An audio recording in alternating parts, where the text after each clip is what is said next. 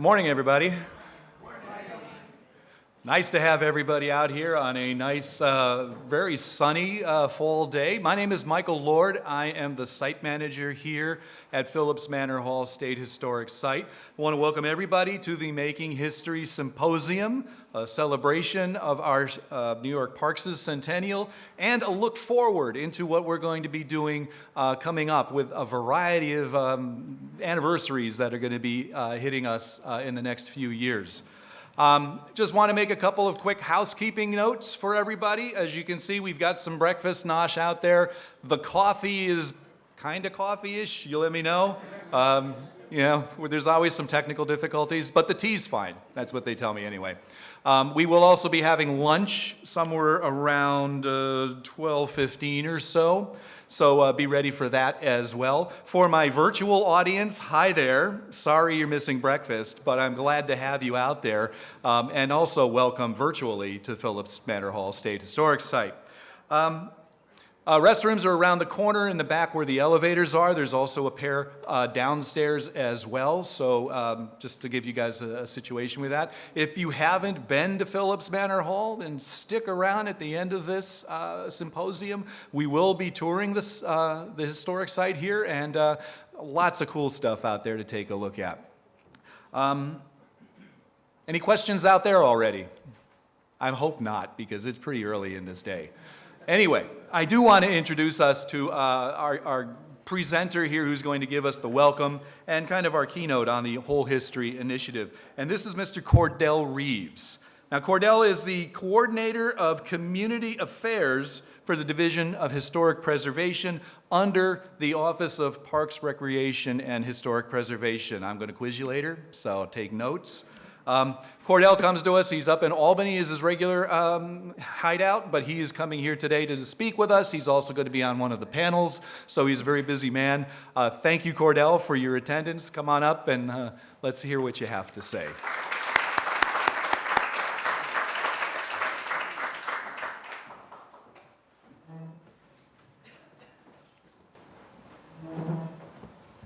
Thank you, Michael.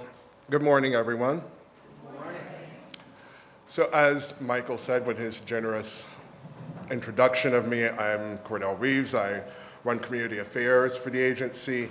And on behalf of our commissioner, pro tempore, Randy Simons, I'd like to welcome you to Making History. This program today is going to explore something that we have been labeling as our whole history. So we're going to go through a number of ways that we've been trying to implement this concept.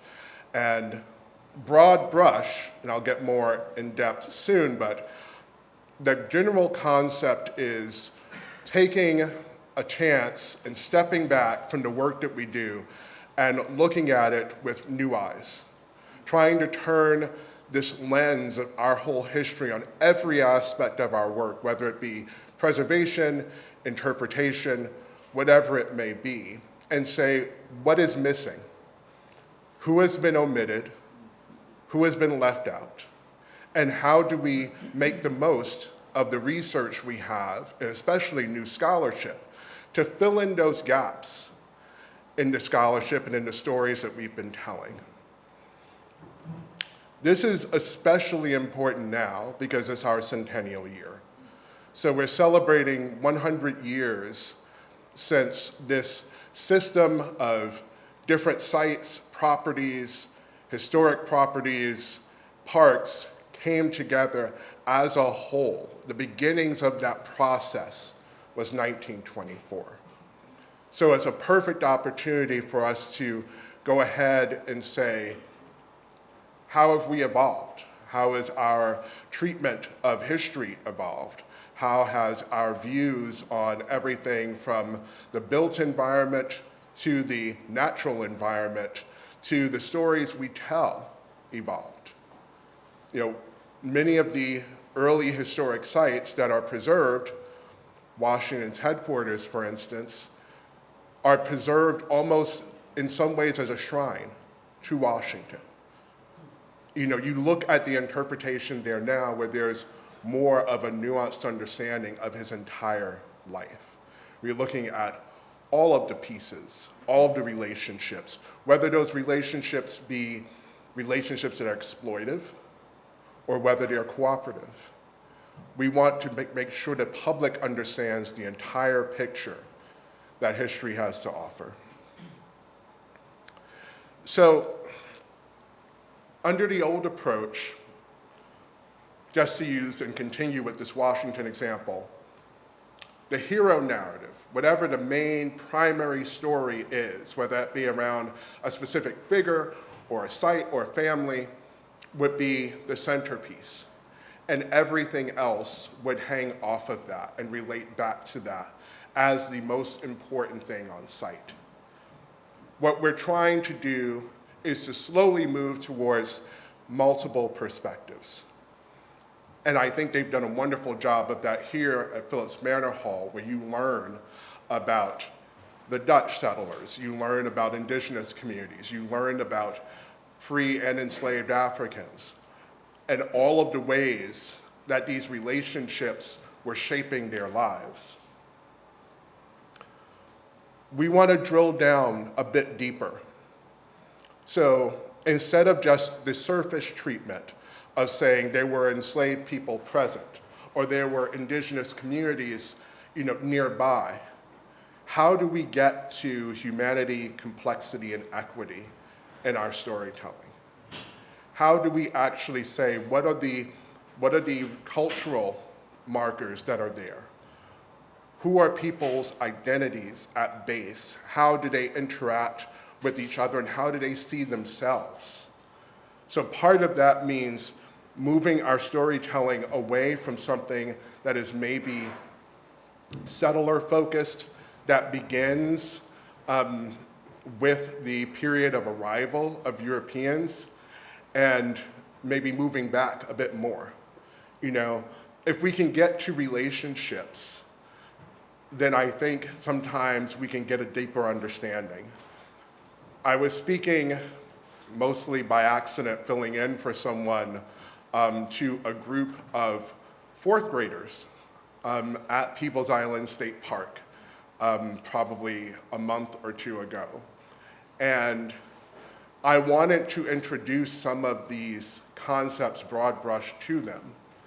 And I said, how do I distill this down for a group of fourth graders? And I got to relationships. I got to the fact that you are connected to your friends and your family and your school teachers, and all of these people around you influence what your life is like. They influence how you think about yourself. They have an impact on your personality, on the things that you want from the world and the things that you're hoping to have. And that was where we began the story. And I said, that still applies when you look at any of these different groups. They're being pushed and pulled. They're being constrained in some way. So the life of the enslaved African is constrained. The indigenous communities and sovereign nations that are being curtailed and pushed off and coerced off of their property, sometimes entering into warfare, sometimes trying to negotiate settled peace. Even, the tenant farmers who are here, who are at the whim of the landholder, who may be patriot, may be loyalist, and who are influenced by that decision.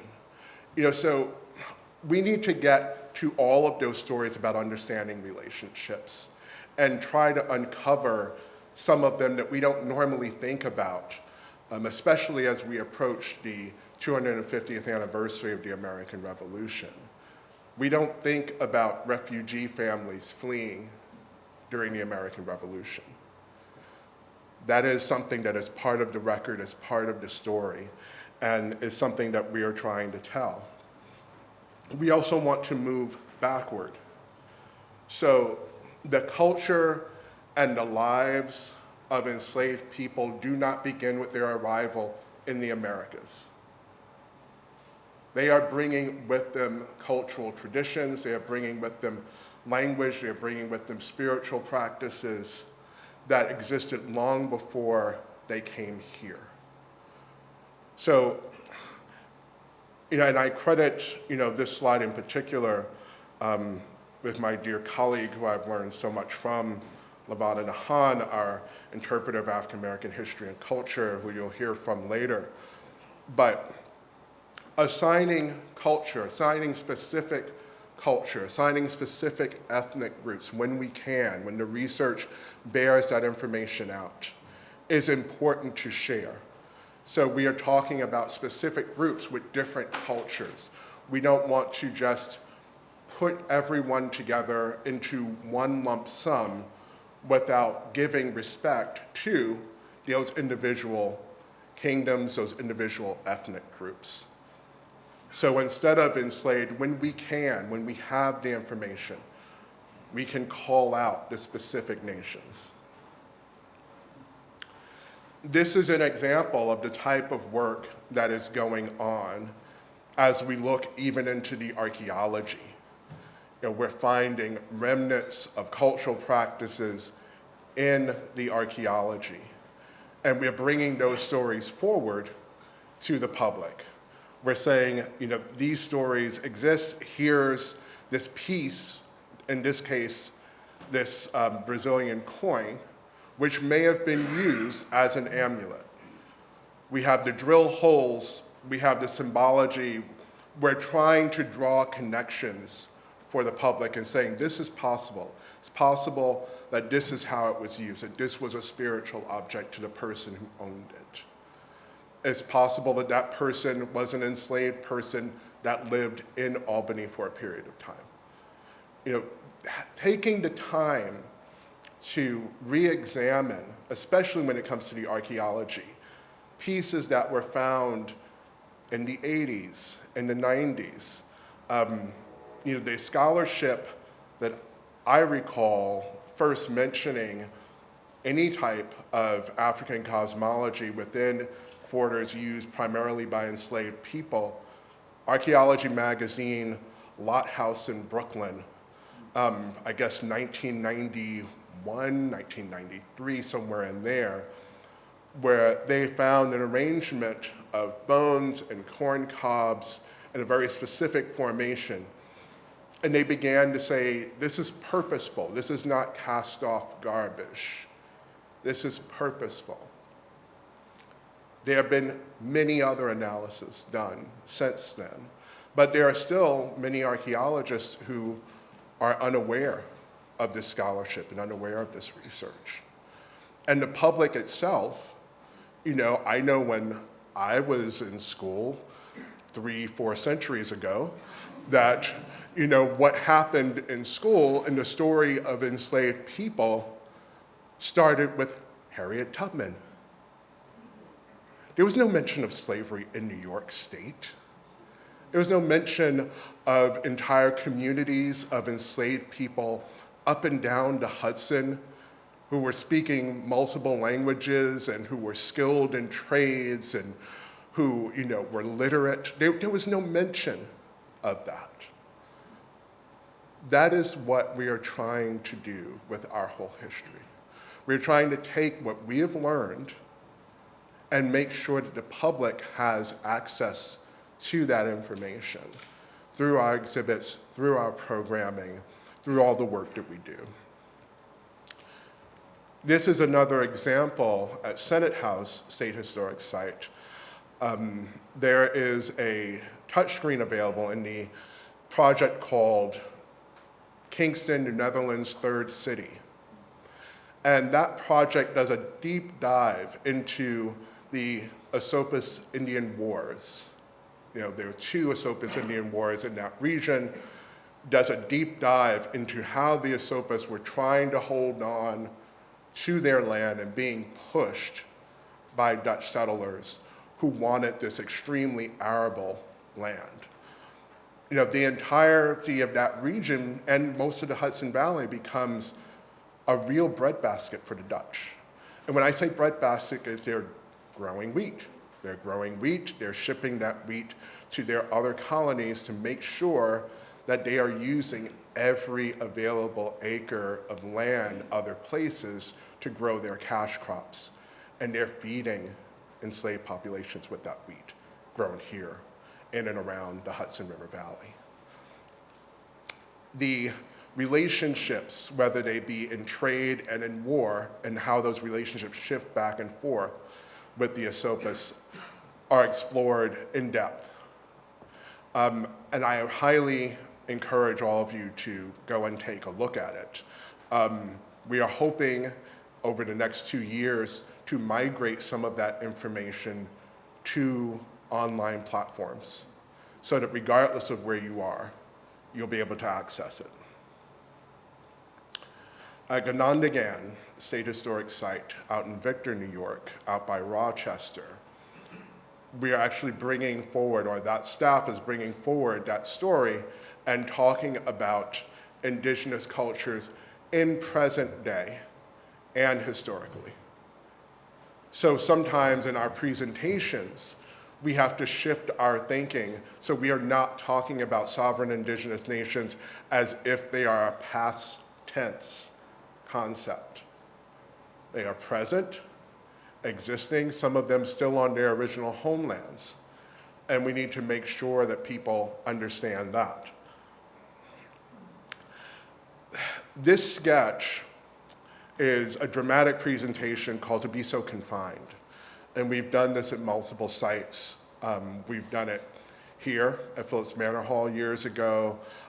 This is a photograph from Johnson Hall State Historic Site out in Johnstown, New York.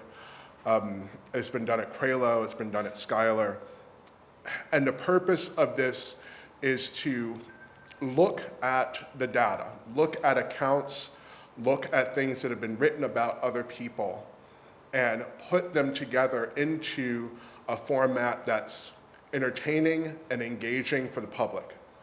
So you have here a seasoned cooper who is a maker of barrels and pails, and he is having a dialogue with a young enslaved man who is supposed to be acting as his apprentice and learning the trade.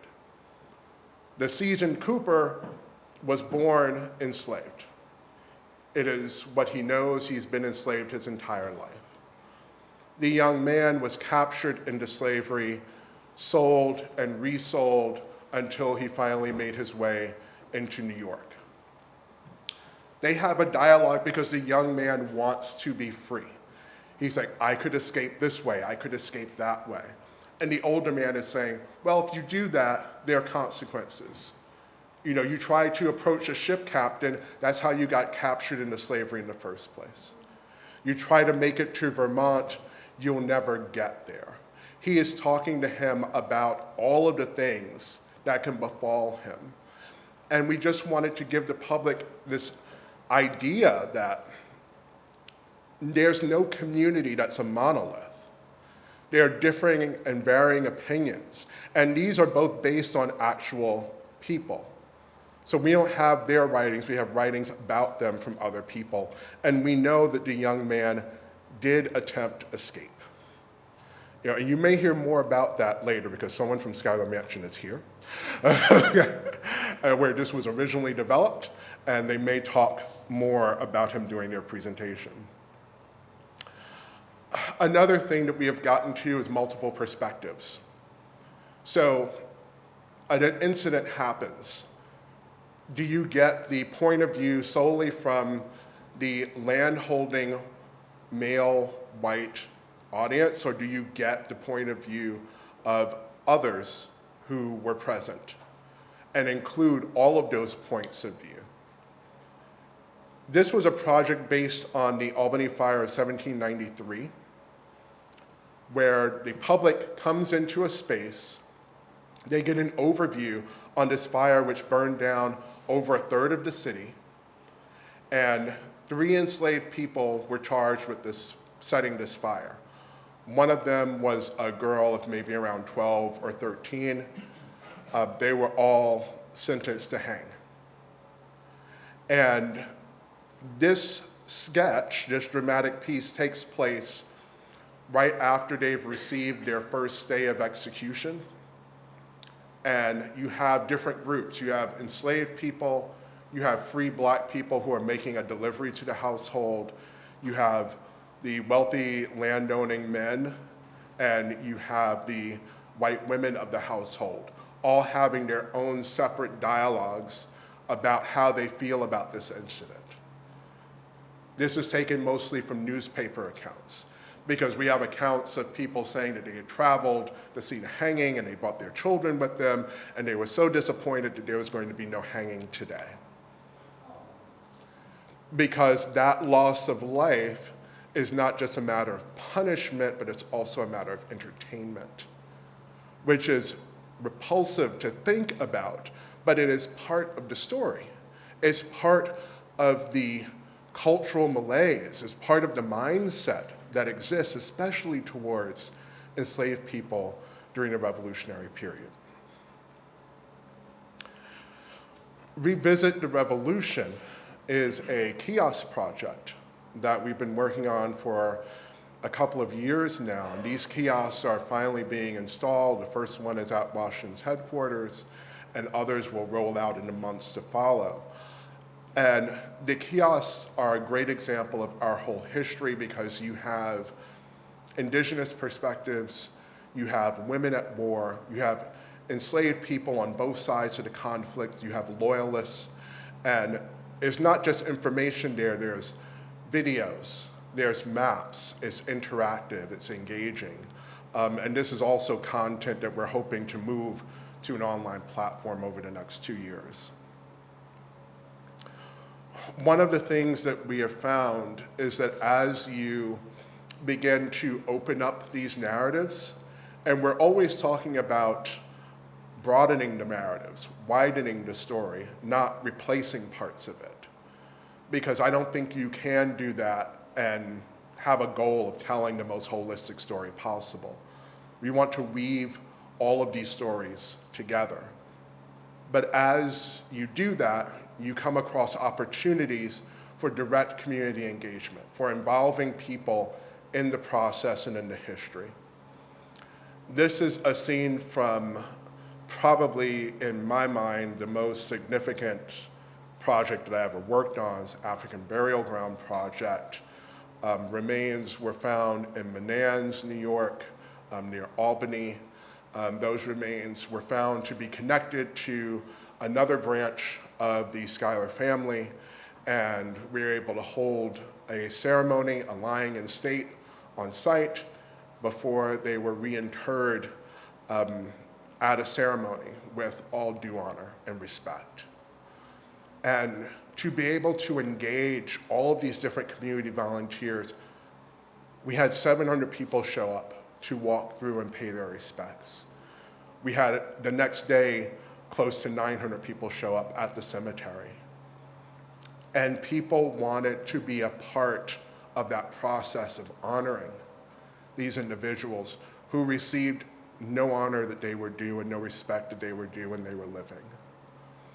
And that gets to the heart of how powerful the history can be when you actually open up these stories, when you begin to reveal layers to these stories and not confine them to a single primary narrative. It's another example of convergence of cultures that we've been finding in our programming. This is taken from a celebration of Pinkster. And Pinkster is a Dutch celebration of Pentecost. So during Dutch settlement, the Dutch would give enslaved people time off, essentially, free time, while they were having their observation of Pentecost. And that became, over many years, evolved into an African celebration, bringing forward their own music, their own food, their own dances. And this was extremely important to the enslaved community. It was a homecoming. It was one of the few times of year where you could see people that you loved, where you could reconnect with them in person without penalty, where you could travel. You know, having that homecoming experience for people is something that we have tried to recreate, you know, in Albany, in Kingston, and here in Yonkers. to make sure that people know that the enslaved community had its own distinct culture, had its own practices, had its own music, and reinforced those ties and reinforced those cultural practices, essentially, with one another during this event. Everything that's been left out, everything that's been left behind, everything that's been purposely omitted is what we're hoping to bring forward. One of our speakers today, Jessie, she didn't know I was putting her in the show, has uncovered research that completely redefines our understanding of Alexander Hamilton. This is research that people need to hear. This is research that people need to be willing to explore. So some of this is not just about sharing new research, it's also about questioning things that we think we already know. So we have to be open to the fact that the research is never done. You just stop at some point, and then someone else comes along and picks it up and continues on to create even more scholarship. And that is what we're happening with things that we think we know, things that we've accepted for decades. We find something that says that's not entirely true. And when we do encounter information that says that's not entirely true, do we hold fast to our old understanding of what we have been saying for the past 20 years? Or do we reevaluate, retool, and put out new product? The Clinton-Sullivan campaign, which is a marker on the other side of the screen, there is some great research that has just come out over the last couple of years, probably last year or two, about the Clinton-Sullivan campaign, about that chapter in American Revolutionary War history not being this retaliation or response to raids in Cherry Valley and Wyoming, but being something far more complicated, being about land acquisition, being about pushing the Haudenosaunee off of their land and traditional territory to seize it for other purposes. This turns upside down our understanding of one of the major campaigns of the war in New York State.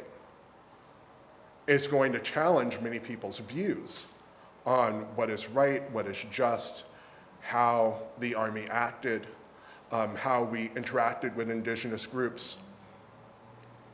We still need to bring that story forward. We need to have the complicated conversation that the new research brings about, and we can't shy away from that. In conclusion, I would say that be open is the main message of our whole history. Be open to reevaluating what you think you know. Be open to learning something that's completely new, that goes against all of the things that you learned perhaps when you were in school, or that you've been learning in other venues, or even reading about. Be open to being wrong. Be open to having a different point of view. Be open to really adopting and incorporating a new perspective into your understanding of history. At this time, I'd like to welcome my esteemed colleague, Lavada Nahon, our interpreter of African American history and culture, to the stage.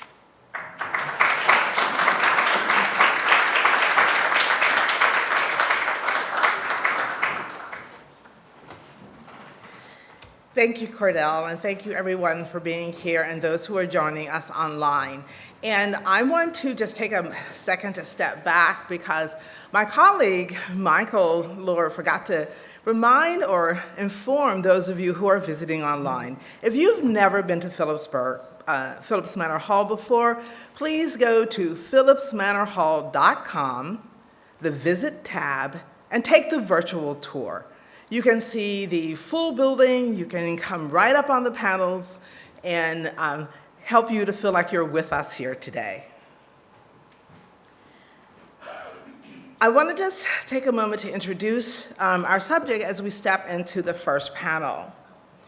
Our whole history for the colonial and new nation periods begins with the indigenous nations, tribes, bands of people. At the moment they started to have British and French come down from Canada or the Dutch go up the Hudson River, from that moment, their lives would be forever changed. A few years after that, the story will even broaden some more, when 22 African men from Angola and Congo find themselves at New York's harbor, or New Amsterdam's harbor, being purchased and enslaved, opening the way for thousands who will join them over the next 200 years.